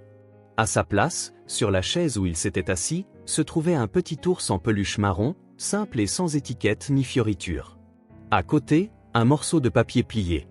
Lucia ramassa la note et l'ouvrit. J'ai dû partir, mais je reviendrai plus tard. Mon numéro est ci-dessous si vous avez besoin de quoi que ce soit. J'ai eu le vôtre par l'infirmière, j'espère que ça ne vous dérange pas. L'ours est pour Émilie. David. Lucia serra l'ours contre sa poitrine un instant. Un cadeau simple, sans prétention, exactement comme l'homme qui l'avait laissé. Le couloir de l'hôpital était toujours froid, la lumière fluorescente bourdonnait toujours, les médecins et les infirmières se pressaient. Mais quelque chose avait changé. Une présence persistait, même en l'absence de David, solide, respectueuse, presque familière. Lucia retourna dans la chambre d'Émilie, portant l'ours en peluche. La longue attente pour le rétablissement de sa fille serait difficile, mais pour la première fois depuis longtemps, elle ne se sentait pas complètement seule. La nuit était déjà tombée lorsque David gara la berline noire devant la maison. Il coupa le moteur mais ne bougea pas. Il resta assis là, fixant à travers le pare-brise la maison à 2 étages avec un porche en bois blanc. La maison semblait exactement telle qu'il l'avait laissée, presque intacte par le temps. La pelouse avant était soigneusement tondue, il payait toujours régulièrement un service de jardinage. Les lumières extérieures s'allumaient automatiquement au crépuscule, donnant la fausse impression que quelqu'un y vivait. Mais les fenêtres étaient sombres, sans signe de vie. David prit une profonde inspiration et sortit enfin de la voiture. L'air frais de la nuit frappa son visage alors qu'il marchait sur le chemin de pierre menant à la porte d'entrée. Ses clés cliquetèrent plus fort qu'elles n'auraient dû dans le silence du quartier résidentiel. La porte s'ouvrit avec un léger grincement. À l'intérieur, l'air était vicié, portant cette odeur inimitable d'un lieu rarement habité, malgré les nettoyages hebdomadaires. David n'alluma pas les lumières tout de suite. Il laissa l'obscurité l'engloutir un instant, comme s'il avait besoin de cet instant de transition entre le monde extérieur et les souvenirs qui attendaient à l'intérieur. Quand il actionna enfin l'interrupteur, le salon se révéla méticuleusement organisé, canapé en cuir sombre, table basse en bois massif, étagère garnie de livres soigneusement rangés. Tout était propre, ordonné et complètement impersonnel, comme une chambre d'hôtel de luxe. Presque impersonnel. Sur le mur opposé à l'entrée était accrochée une unique photographie qui rompait le décor neutre. Un simple cadre argenté contenait l'image d'un garçon d'environ 6 ans, souriant largement, les cheveux noirs ébouriffés par le vent, les yeux brillants de joie. À côté de lui se tenait une version plus jeune de David, arborant un sourire rare. Thomas. David marcha lentement vers la photo mais ne la toucha pas. Il resta juste là, regardant le fils qui n'était plus présent. La photo avait été prise lors d'une sortie au parc, quelques semaines seulement avant l'apparition du premier symptôme, avant que tout ne change. Sans allumer d'autres lumières, David se dirigea vers la cuisine. Il ouvrit le réfrigérateur presque vide, juste quelques bouteilles d'eau et des ingrédients de base qu'il utilisait rarement. Il le referma sans rien prendre et s'appuya contre le comptoir, contemplant l'espace autour de lui. Ici, dans cette même cuisine, Thomas s'était assis sur un tabouret haut pour le petit déjeuner avant l'école. Ici, il gribouillait en attendant que le dîner soit prêt. Ici, ils avaient fait des projets pour un avenir qui n'était jamais venu. David monta lentement les escaliers, chaque marche plus lourde que la précédente. Dans le couloir à l'étage, il passa devant sa propre chambre sans y entrer. Il s'arrêta à la porte suivante, fermée comme elle l'avait été ces 3 dernières années. Sa main hésita longuement sur la poignée. Il pensa faire demi-tour, retourner à la voiture, s'en aller. Mais quelque chose le retenait là. Quelque chose à voir avec une fillette de 8 ans luttant contre une infection dans un hôpital froid, et sa mère assise sur le sol du couloir, affrontant seule sa peur. Il tourna la poignée et poussa la porte. La chambre de Thomas était exactement telle qu'elle était le jour où ils avaient quitté la maison pour ce qui était devenu un séjour d'urgence à l'hôpital. Le lit était soigneusement fait, avec une couette à motif de planètes et d'étoiles. L'étagère contenait des livres pour enfants et de petits trophées de natation. Le bureau avait encore des crayons de couleur rangés par teinte, une habitude que Thomas avait développée pendant ses longs séjours à l'hôpital. David entra lentement, comme s'il craignait de déranger quelque chose de sacré. Il s'assit sur le bord du petit lit, le matelas s'affaissant sous son poids. Il passa la main sur la couette, se remémorant d'innombrables nuits où il s'était assis là, lisant des histoires pour s'endormir, des histoires d'aventure, de bravoure et de héros qui surmontaient l'impossible. Des histoires qui, au final, n'avaient pas suffi à sauver son fils. Sur la table de nuit, un petit cadre photo en plastique contenait une photo d'eux à la plage. À côté, un livre pour enfants, un marque-page toujours coincé là où il s'était arrêté. Un livre qui n'avait jamais été terminé. David le prit, l'ouvrant à la page marquée. C'était l'histoire d'un garçon qui trouvait un animal blessé et l'aidait à guérir. Un conte de compassion, de tendre la main à ceux qui en ont besoin. Thomas avait adoré le début, impatient de voir la fin. Le poids du souvenir s'abattit sur David comme une avalanche. Il se souvint des nuits interminables à l'hôpital, à regarder son fils dormir au milieu des équipements médicaux. Il se souvint de la peur constante, de l'impuissance, de la colère contre un monde qui pouvait faire souffrir un enfant à ce point. Il se souvint comment il avait affronté tout cela seul. La mère de Thomas était partie quand il n'avait que 2 ans, incapable de gérer la vie de famille, disparaissant sans laisser de traces. Depuis, c'était père et fils contre le monde. Et puis, soudain, juste lui, seul avec des souvenirs et une maison bien trop vide. Il reposa le livre sur la table de nuit, exactement où il était. 3 ans s'étaient écoulés, et il ne parvenait toujours pas à finir de lire cette histoire. Pendant longtemps, David resta assis là, regardant autour de lui la chambre silencieuse. Les souvenirs venaient par vagues, Thomas riant alors que David le lançait en l'air, Thomas s'endormant sur ses genoux pendant un film, Thomas pleurant de douleur pendant les traitements les plus durs, Thomas demandant avec une innocence enfantine s'il allait mourir. Puis, au milieu de ses souvenirs, une autre image se forma dans son esprit, Émilie, allongée dans un lit d'hôpital très semblable à celui de Thomas. Émilie avec des taches rouges sur son visage pâle. Émilie luttant contre une infection qui menaçait sa jeune vie. Et Lucia, assise sur le sol froid du couloir, s'effondrant sous le poids de sa peur et de son incertitude, affrontant seul ce qu'il connaissait si bien. Quelque chose d'humide toucha sa main. David baissa les yeux, surpris de voir des larmes couler sur son visage, tombant silencieusement sur ses doigts. Il n'avait pas pleuré depuis les funérailles de Thomas. Il avait construit des murs si hauts et si épais autour de son chagrin que les larmes avaient tout simplement cessé de couler. Mais maintenant, assis dans la chambre de son fils perdu, David pleurait. Non seulement pour Thomas, mais pour toutes les fois où il était passé en voiture devant quelqu'un dans le besoin, pour toutes les fois où il avait refusé de s'impliquer, craignant que s'il ouvrait la porte à la compassion, la douleur ne revienne aussi. Quand il se leva enfin, le ciel à l'extérieur de la fenêtre montrait les premières lueurs de l'aube. David s'essuya le visage avec la manche de sa chemise et jeta un dernier regard autour de la chambre de Thomas. « Je ne peux pas me détourner cette fois », murmura-t-il au silence. « Je ne peux pas juste passer mon chemin. » Il descendit les escaliers d'un pas plus léger qu'avant. Quelque chose avait changé pendant cette longue et douloureuse nuit. Une décision avait été prise, non pas avec sa tête, mais avec cette partie de son cœur qui savait encore ressentir, malgré tout. Près de la porte, il s'arrêta de nouveau devant la photographie dans le salon. Le visage souriant de Thomas ne semblait plus seulement un rappel douloureux de ce qui était perdu, mais aussi un rappel de ce que son fils lui avait appris sur l'amour, le courage et la compassion.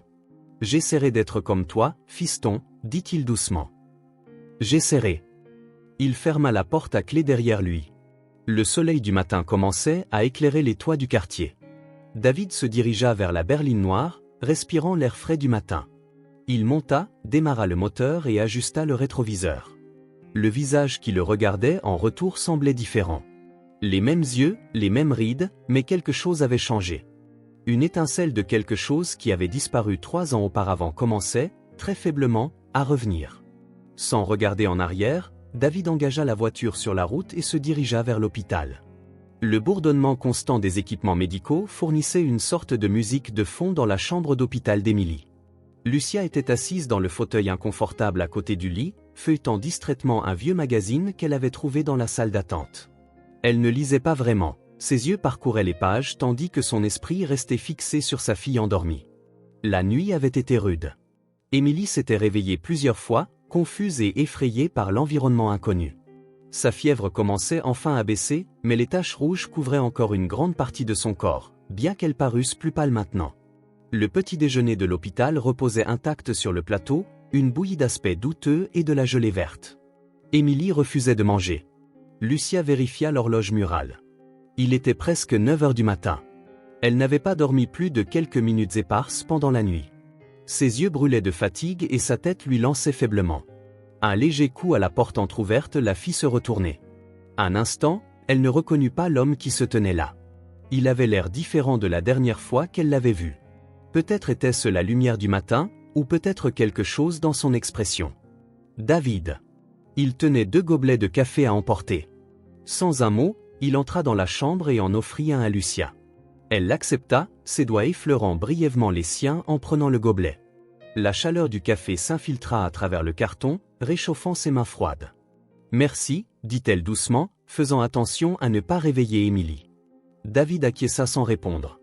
Il regarda la petite dans le lit, notant l'équipement, les taches s'estompant sur son visage, la perfusion dans son bras maigre. Quelque chose dans son regard avait changé. Il y avait toujours de la douleur, mais pas seulement de la douleur. Il tira une autre chaise et s'assit, gardant une distance respectueuse. Ensemble, en silence, ils burent le café, regardant Émilie dormir. Aucune explication ni justification n'était nécessaire. David était parti, et maintenant il était de retour. C'était aussi simple que cela. Elle a eu une nuit difficile, dit Lucia après un moment, la voix basse. Mais sa fièvre est enfin en train de baisser. C'est bien, répondit-il, tout aussi bas. Un autre silence tomba, mais il n'était pas inconfortable. C'était le silence de 2 personnes qui partageaient une compréhension au-delà des mots. La lumière du matin filtrait à travers les stores, créant des motifs changeants sur le sol de l'hôpital. Dehors, l'hôpital se lançait dans une autre journée d'activité frénétique, mais dans cette petite chambre, le temps semblait s'écouler à son propre rythme. David était revenu, comme il l'avait promis. Pas de grande annonce, pas d'explication élaborée. Seulement du café chaud et sa présence constante. Pour Lucia, cela parlait plus fort que tous les mots. La nuit s'étira lentement à l'hôpital. Lucia somnolait brièvement par moments, puis se réveillait en sursaut pour vérifier Émilie. La fièvre avait considérablement baissé pendant la nuit, et les taches rouges paraissaient moins proéminentes sous la lueur bleue du moniteur. David resta dans la chambre, assis sur une chaise en plastique inconfortable dans un coin éloigné. Il ne dormait pas. Ses yeux passaient d'Émilie à la fenêtre, qui montrait les premiers signes de l'aube. Occasionnellement, quand il pensait que Lucia dormait, son regard s'attardait sur elle, sur l'épuisement gravé sur ses traits, sur la détermination silencieuse de sa posture, même dans le sommeil. Toutes les 2 heures, une infirmière entrait pour vérifier les constantes vitales d'Émilie et changer la perfusion. À sa 3e visite, elle jeta un regard curieux à David. « Monsieur, vous devriez vraiment essayer de vous reposer, » murmura-t-elle. « Il y a un salon pour les familles au bout du couloir avec des fauteuils plus confortables. » David secoua simplement la tête. Il n'expliqua pas qu'il n'était pas de la famille. Il ne dit pas qu'il préférait la chaise en plastique inconfortable à la possibilité de manquer le moindre changement dans l'état d'Émilie. Il acquiesça simplement en signe de remerciement et continua sa veille silencieuse. À 6 heures du matin, Émilie se réveilla. Ses yeux, auparavant obscurcis par la fièvre, semblaient plus clairs. « Maman » appela-t-elle, sa petite voix brisant le silence de la chambre. Lucia se réveilla instantanément, comme si elle n'avait jamais vraiment dormi. « Je suis là, bébé. Comment te sens-tu ? » ?»« Mieux. Mais j'ai soif. » David se leva doucement et se dirigea vers la table où se trouvait une carafe d'eau. Il versa un verre et le tendit à Lucia, qui aida Émilie à boire avec précaution. « Merci, » dit la petite en tournant son regard vers David. « Tu es resté ici toute la nuit ?» Il acquiesça, sans s'étendre. Il n'en avait pas besoin. « Pourquoi ?» demanda Émilie, sa curiosité enfantine non filtrée par la politesse adulte. David hésita brièvement. « Je voulais juste m'assurer que vous alliez bien toutes les 2. » Cette simple réponse sembla satisfaire Émilie, qui lui adressa un faible sourire avant de refermer les yeux. Cette fois, ce n'était pas un délire fiévreux, mais une somnolence naturelle. Lucia regarda David, une question muette dans les yeux. Pourquoi, en effet, était-il resté toute la nuit ? Quel genre d'étranger se dévoue aussi pleinement à des gens qu'il connaît à peine ? David détourna le regard, apparemment mal à l'aise avec la question tacite. Il se dirigea vers la fenêtre et entr'ouvrit légèrement les stores, laissant entrer un mince rayon de lumière matinale. « C'est le matin, dit-il inutilement.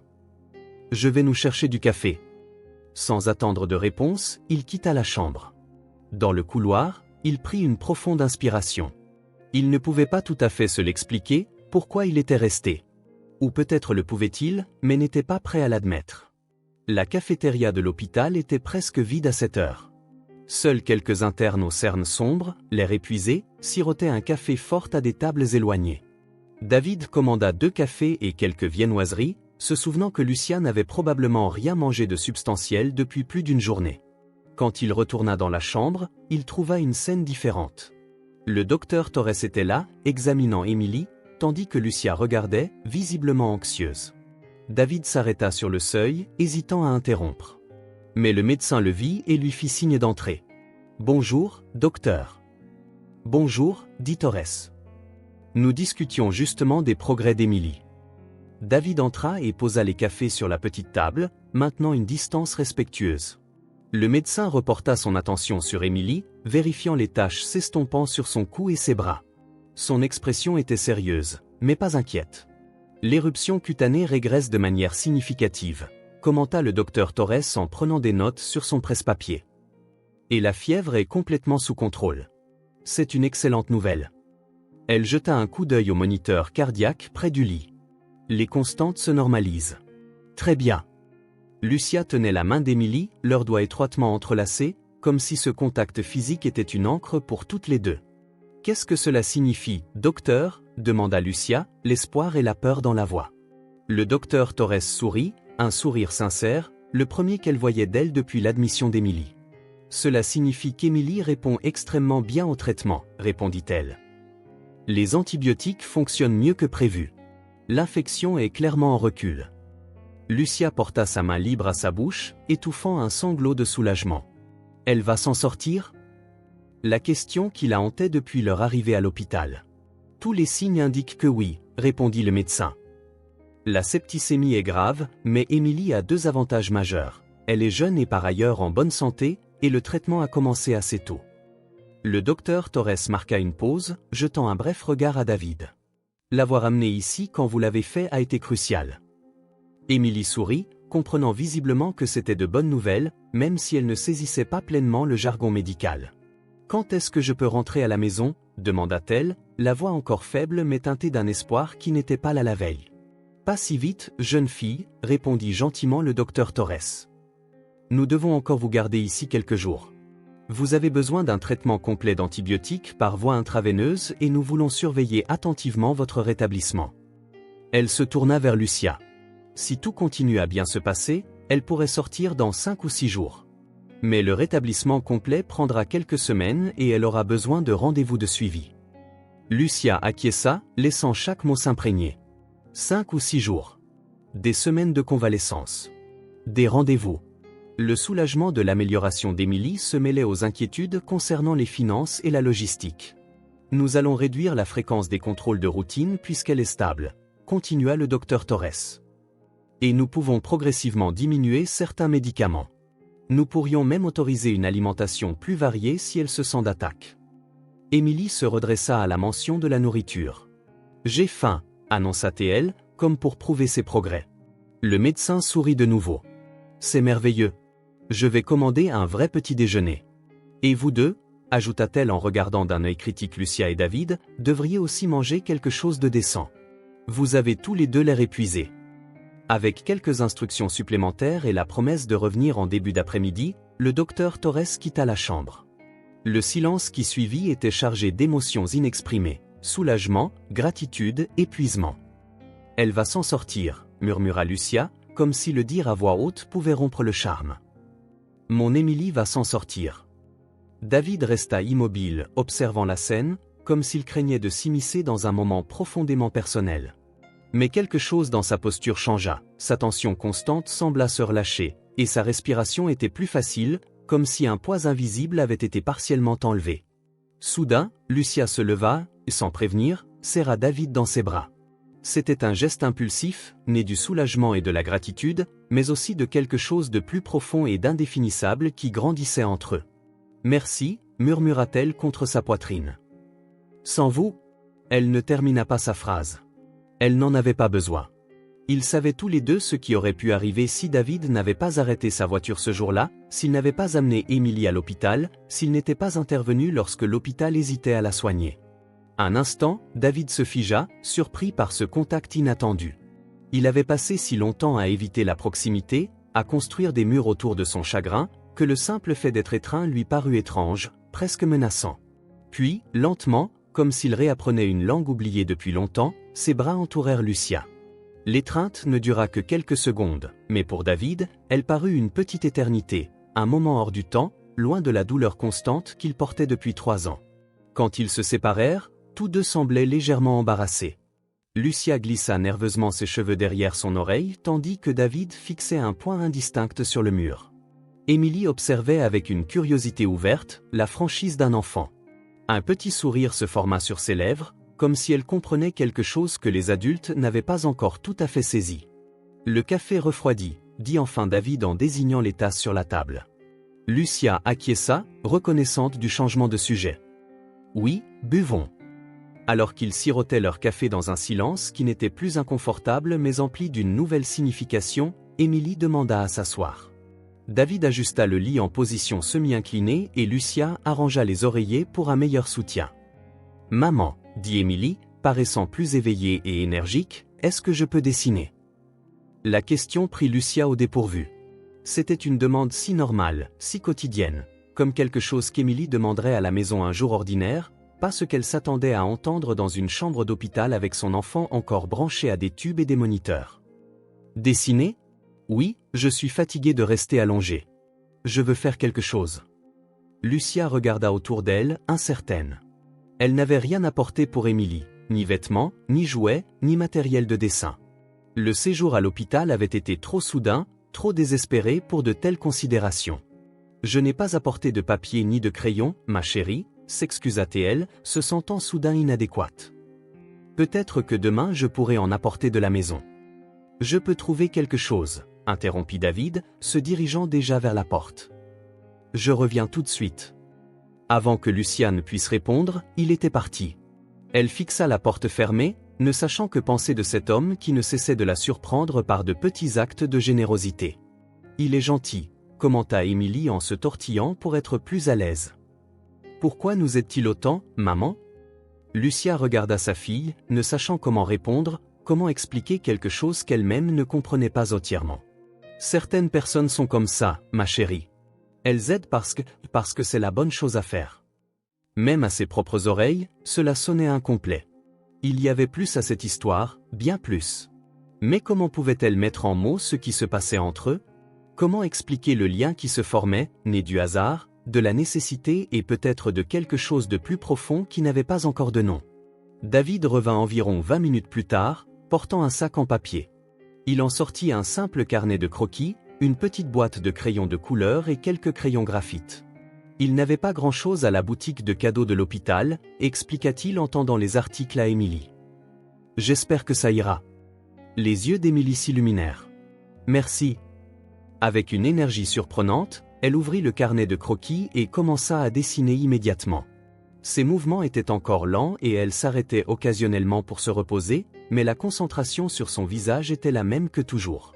Lucia regardait, émerveillée par la résilience de sa fille. Hier encore, Emily délirait de fièvre, couverte de taches rouges.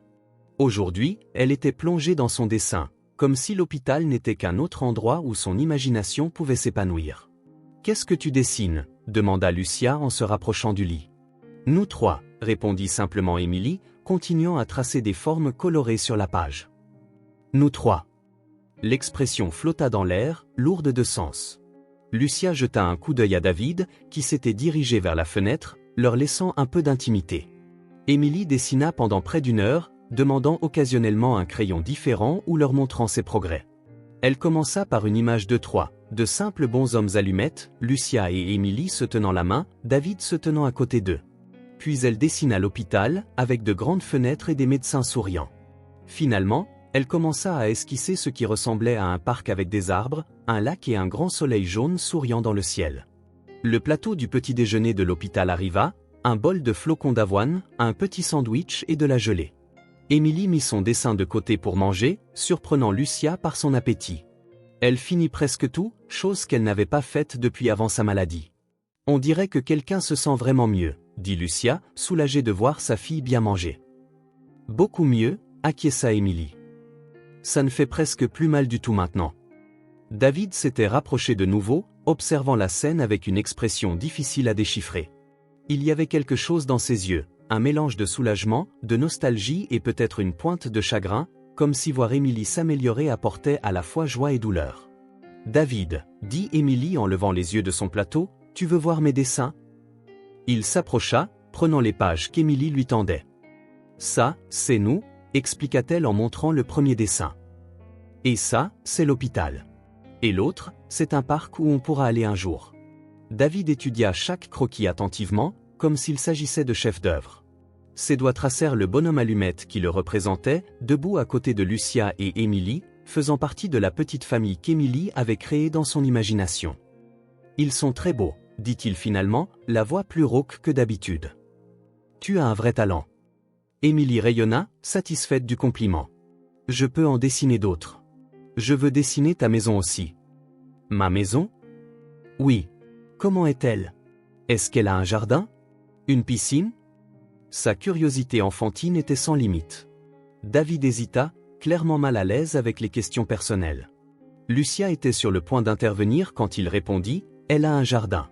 Plus petit, mais il y a un jardin. Et pas de piscine. Tu as des arbres ?» Un léger sourire apparut sur les lèvres de David. « Un vieux pommier. »« J'adore les pommes », s'exclama Émilie, excitée. « On peut dessiner ça. Quoi d'autre ? Est-elle grande ? A-t-elle des escaliers ?» David continua de répondre, de plus en plus à l'aise avec l'interrogatoire innocent d'Émilie.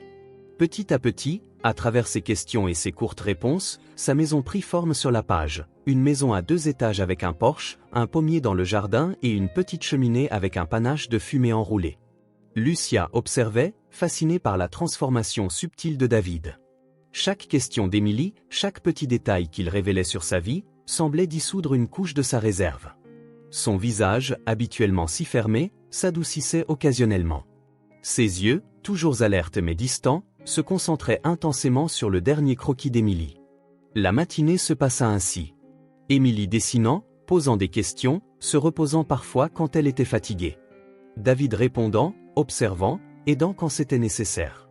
Lucia alternait entre une participation active et le simple fait de les regarder interagir, émerveillée par la façon dont cela se développait naturellement.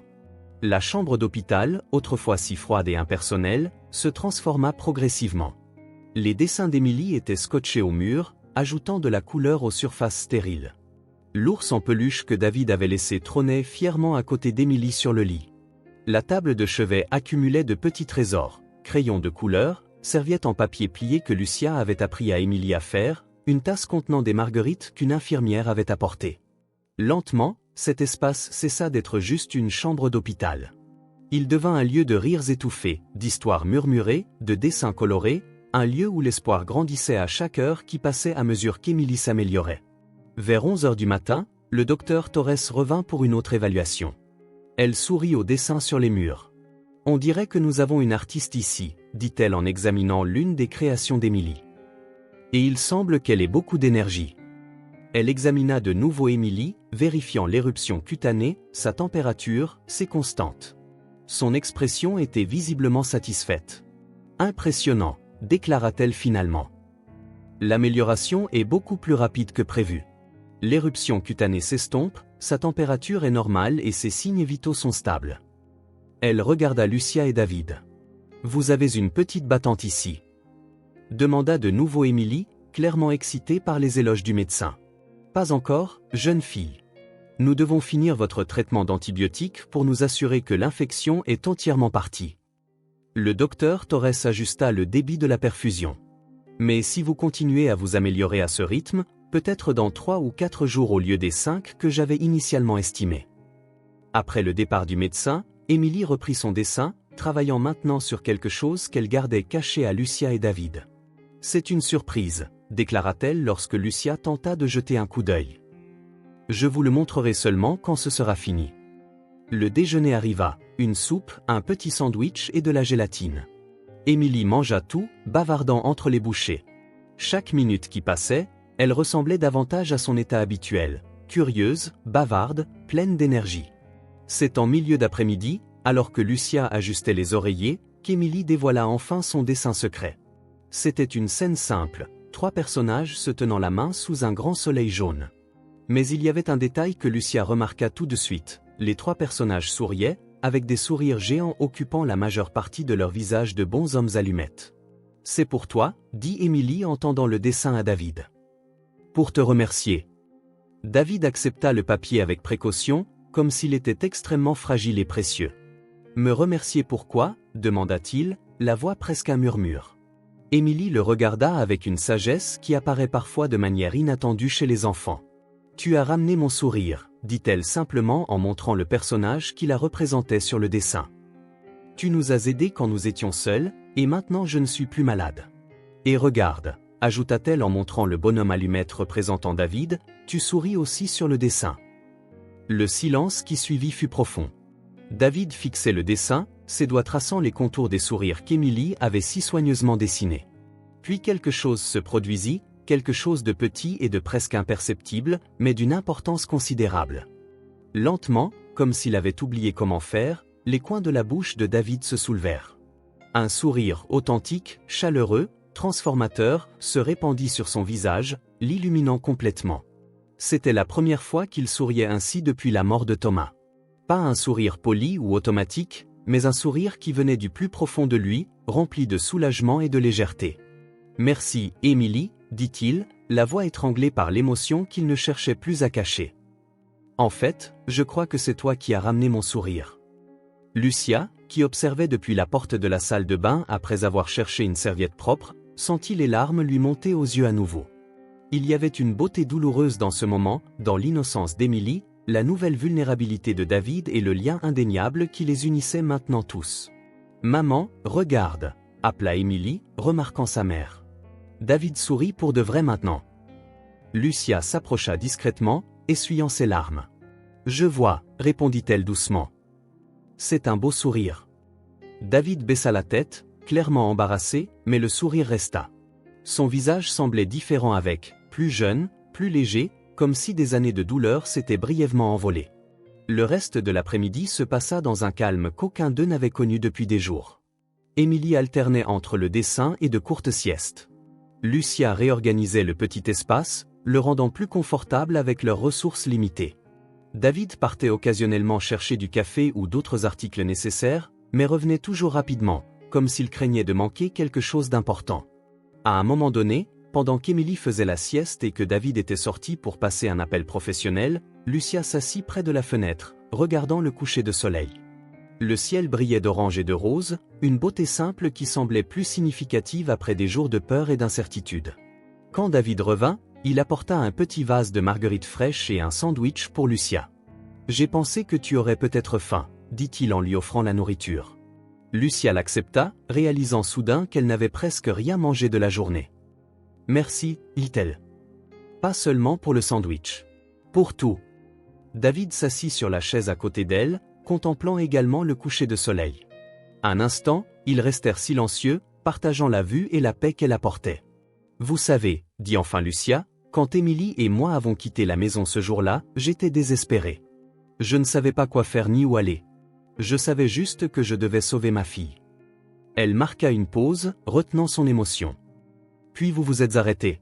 De toutes les personnes qui sont passées, vous vous êtes arrêté. » David ne répondit pas tout de suite.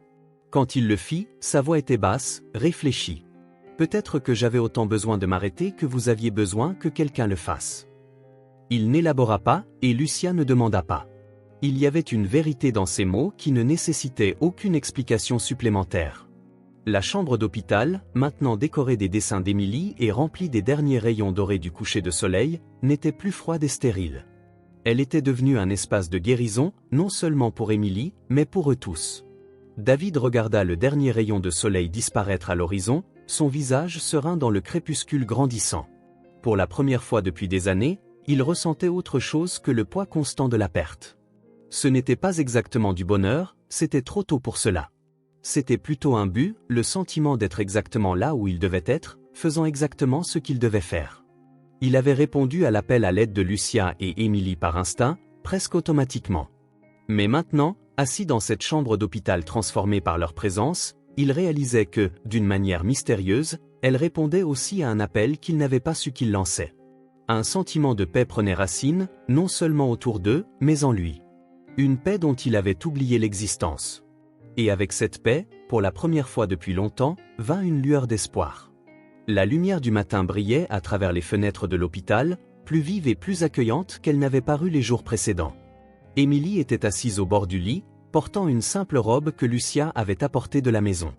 Les taches rouges avaient presque complètement disparu, ne laissant que quelques légères marques qui, selon le docteur Torres, s'estomperaient bientôt. Ses jambes se balançaient d'avant en arrière avec impatience alors qu'elle regardait sa mère plier leurs quelques vêtements et rassembler les dessins qui avaient décoré les murs de l'hôpital. 6 jours s'étaient écoulés depuis son admission, des jours qui semblaient à la fois fugaces et infinis. « Avons-nous tout ?» demanda Lucia, plaçant soigneusement le dernier dessin dans un dossier en manille que l'infirmière lui avait donné. Émilie acquiesça, serrant le petit ours en peluche contre sa poitrine. Le cadeau de David ne l'avait pas quitté de tout le séjour. « J'ai hâte de dormir dans mon propre lit », dit Émilie, le visage rayonnant d'excitation à l'idée de rentrer chez elle. Lucia sourit, sentant le poids des jours passés dans ses os. Le prompt rétablissement d'Émilie avait été presque miraculeux, selon le docteur Torres. L'infection, qui aurait pu être fatale, avait répondu au traitement avec une rapidité surprenante. Le 5e jour, on lui avait retiré sa perfusion. Le 6e, le médecin l'avait enfin autorisé à sortir. L'ambulance devrait être là dans une demi-heure, dit Lucia en s'asseyant à côté de sa fille sur le lit.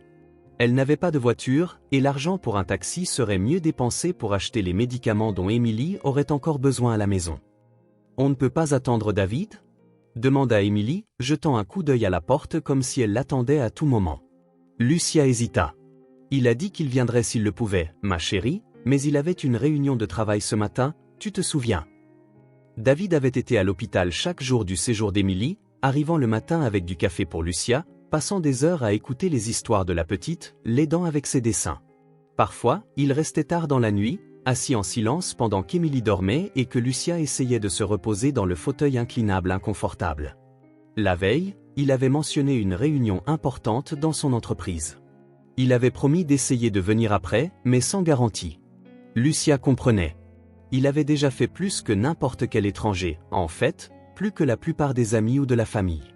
« Nous devons encore nous arrêter à la pharmacie avant de rentrer à la maison », lui rappela Lucia, espérant distraire Émilie. « Ensuite, nous pourrons acheter de la glace pour fêter ça. » Émilie sourit, mais une partie de son excitation avait disparu à l'idée de ne pas voir David avant de partir.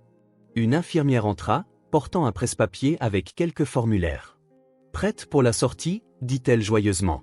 « Juste besoin de vos signatures et vous êtes libre de partir. » Lucia prit le stylo et commença à signer là où c'était indiqué. Nom complet, date, adresse, des formalités marquant la fin d'un voyage qui avait failli se terminer en tragédie, et qui se concluait maintenant heureusement. « Fini », dit Lucia en rendant le presse-papier.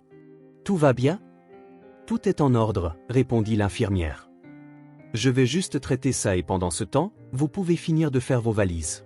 Le docteur Torres fera un dernier contrôle avant votre départ. » À peine l'infirmière était-elle partie que des pas précipités résonnèrent dans le couloir. Émilie leva les yeux, plein d'espoir.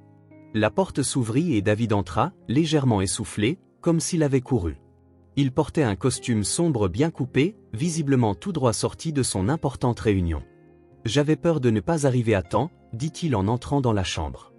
Il regarda Émilie, déjà habillée et prête à partir, et un sourire sincère illumina son visage. « Alors, c'est le grand jour. »« David !» s'exclama Émilie, son visage s'épanouissant en un sourire radieux.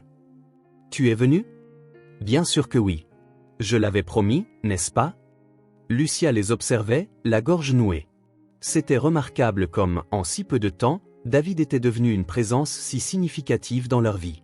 Pas seulement pour ce qu'il avait fait, payer le traitement, passer des heures à l'hôpital, apporter de petits cadeaux et des conforts, mais pour la façon dont il l'avait fait, discrètement, sans chercher les éloges, simplement en étant là. « J'ai apporté quelque chose pour le retour », dit David en sortant un petit paquet joliment emballé de sa poche.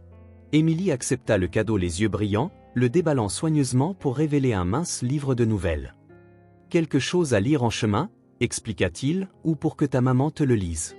Ce sont de courtes histoires d'animaux, j'ai pensé que tu aimerais. »« J'adore !» s'exclama Émilie en feuilletant les pages illustrées.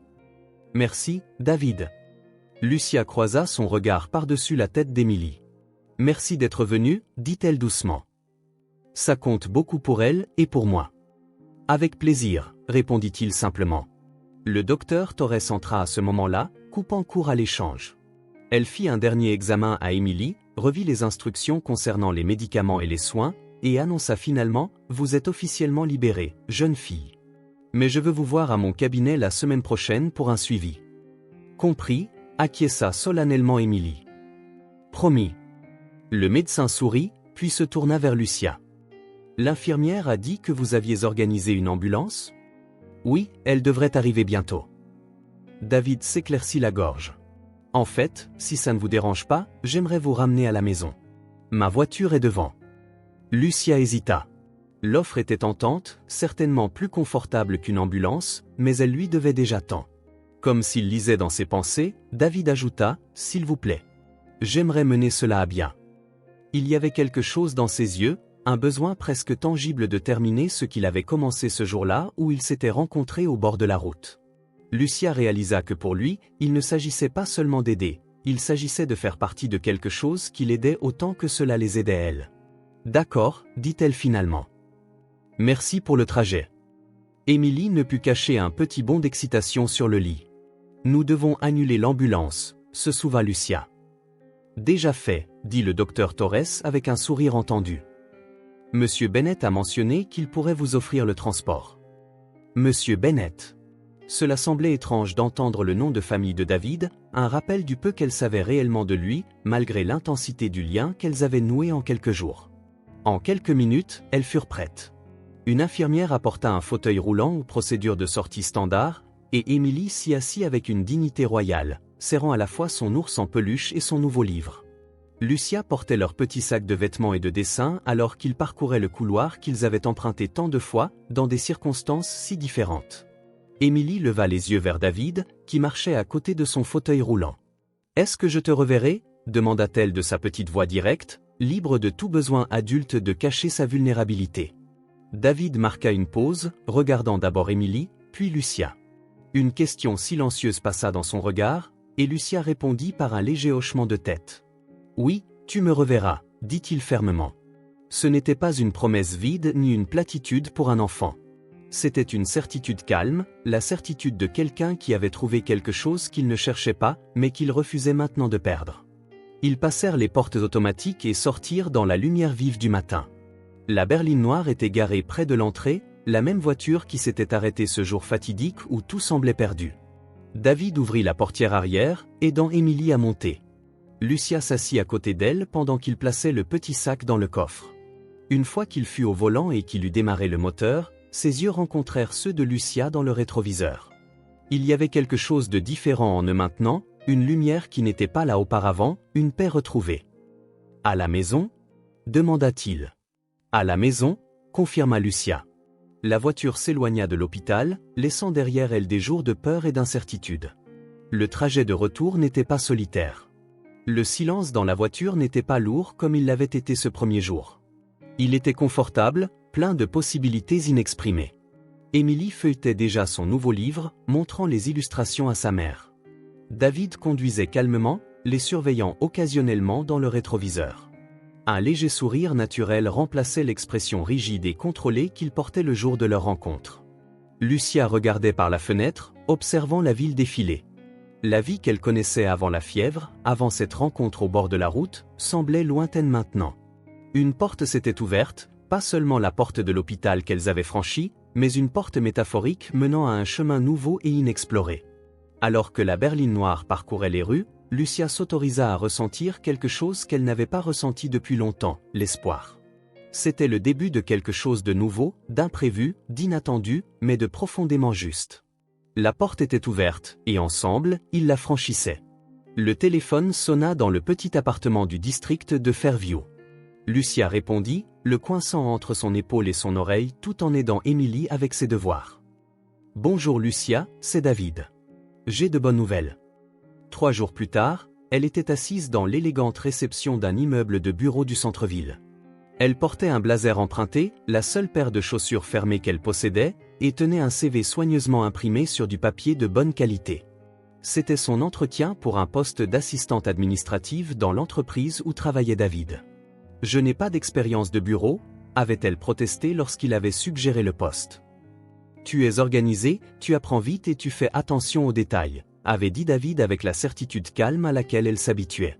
« Parle-leur simplement. Sans engagement. » Émilie, écoutant depuis leur canapé usé, avait acclamé l'idée. « Vas-y, maman. Tu as toujours voulu un meilleur travail. » L'entretien se déroula étonnamment bien. La responsable des RH, une femme d'âge moyen aux yeux vifs, posa des questions sur l'adaptabilité et la résolution de problèmes plutôt que sur les diplômes ou l'expérience de bureau passé. « Les compétences techniques peuvent s'apprendre », expliqua-t-elle. L'intégrité et la détermination, non. Une semaine plus tard, Lucia était embauchée. Le salaire était presque le double de ce qu'elle gagnait auparavant, et le poste comprenait une assurance maladie qui couvrait Émilie.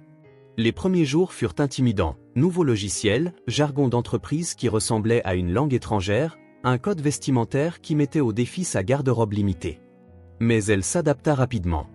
Son efficacité et sa gentillesse conquirent collègues et superviseurs. Avec la stabilité financière, la possibilité de déménager apparut. 3 mois après avoir commencé son nouveau travail, Lucia et Émilie quittèrent leur appartement de Fairview. La maison qu'elles louèrent était modeste, 2 petites chambres, un salon compact, une cuisine simple et un minuscule jardin. Mais c'était un monde de différence. Située dans un quartier calme avec de meilleures écoles et des rues plus sûres, elle ressemblait à un rêve devenu réalité. Le déménagement eut lieu un samedi ensoleillé. David apporta une camionnette empruntée et 2 collègues pour aider.